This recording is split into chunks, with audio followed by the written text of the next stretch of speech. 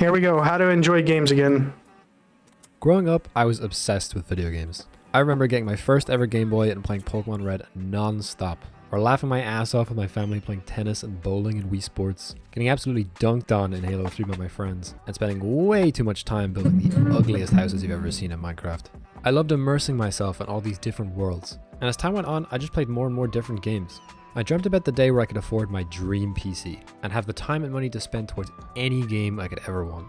And yet, as I got older and began to achieve that dream, my motivation to play those video games started to fade. I had so much more time now, and an amazing PC, as well as an absolute chonker of a Steam library. Yep. So why do games no longer feel fun?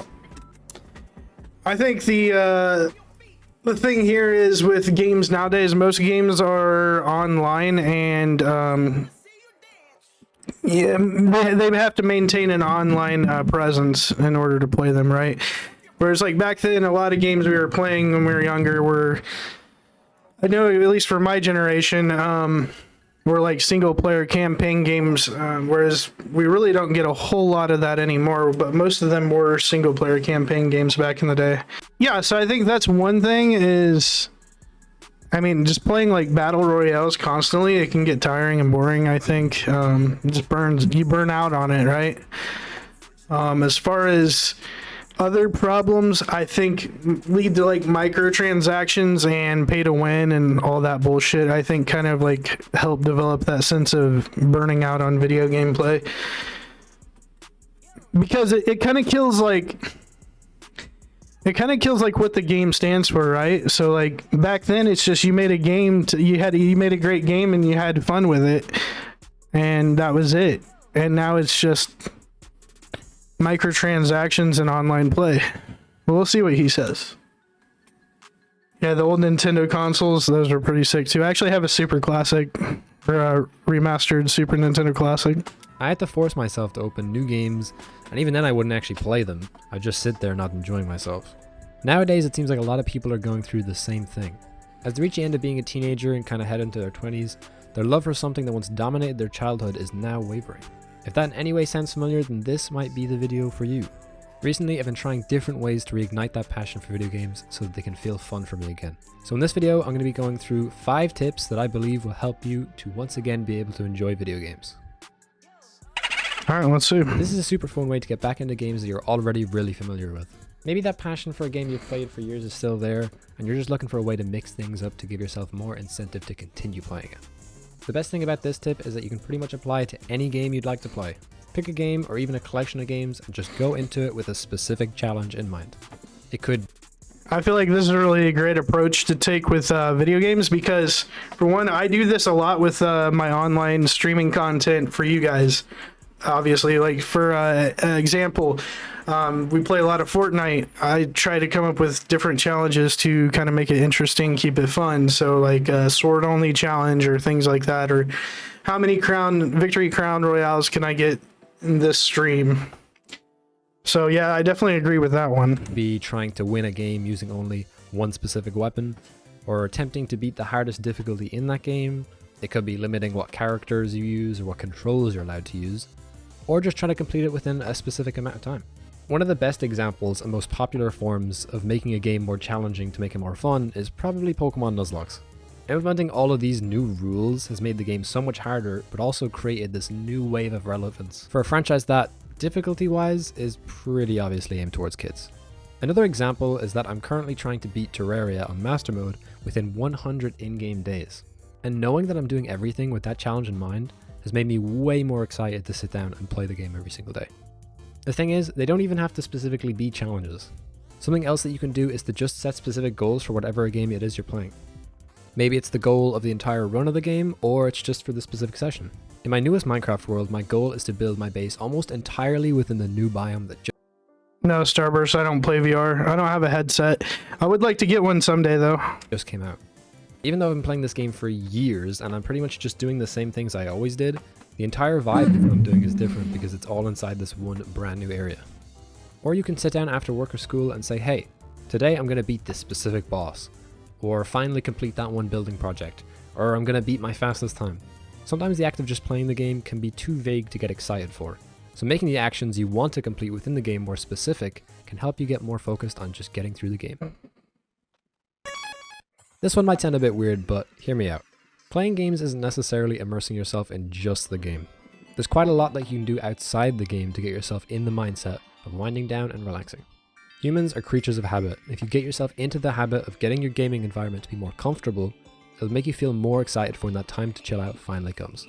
Pick out your coziest clothes, plan a dinner or some snacks that are fun to eat while you play, and make sure you have some water and other drinks so that you don't have to get up in the middle. True.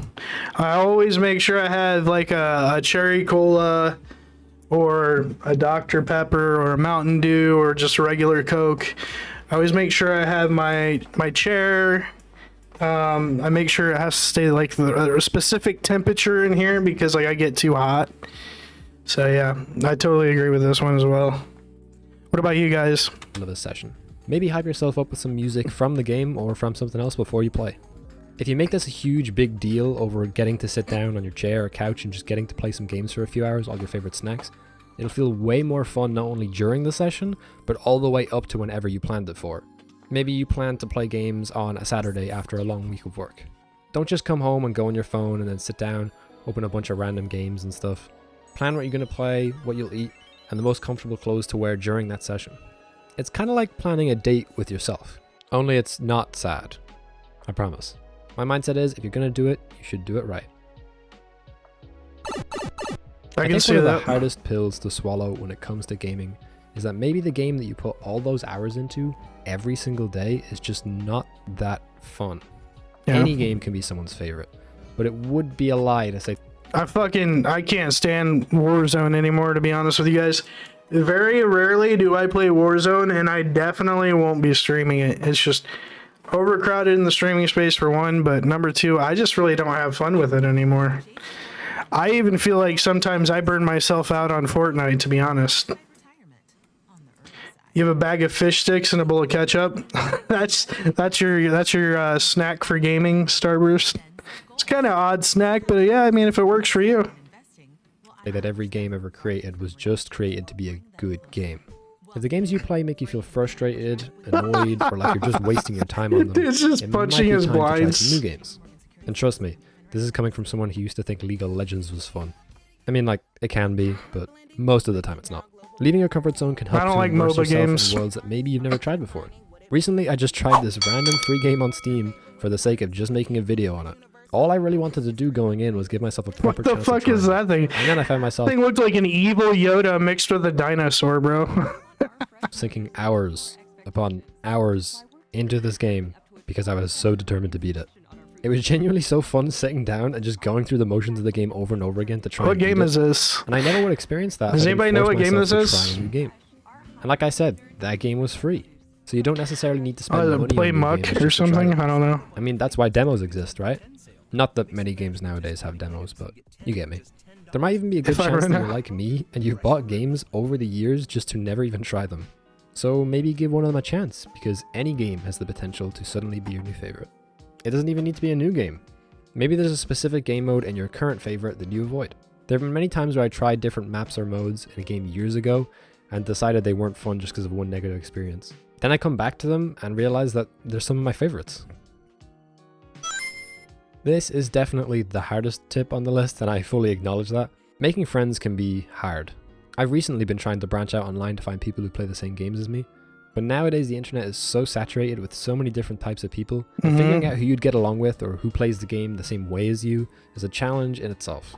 But it True. still pays off once you finally find them. For me, I use Discord servers created for specific games like Minecraft or Destiny 2 or Phasmophobia, and then I went into the looking for group channels and just kind of scouted people out. Eventually, True.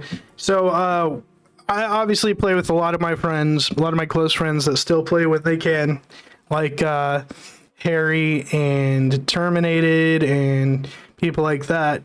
However, we're not always on the same page either. They're either busy half the time or they have work or things like that.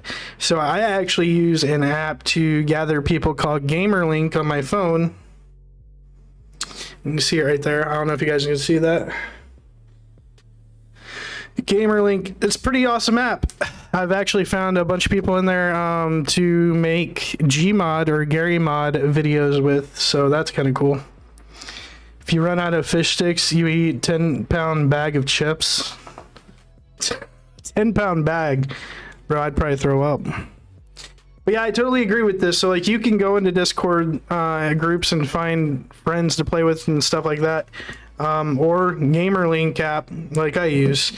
I also have my own Discord channel for the community, Rochasaurus, if you guys want to click down in the description if you're on YouTube, or it'll be in the About section on Twitch.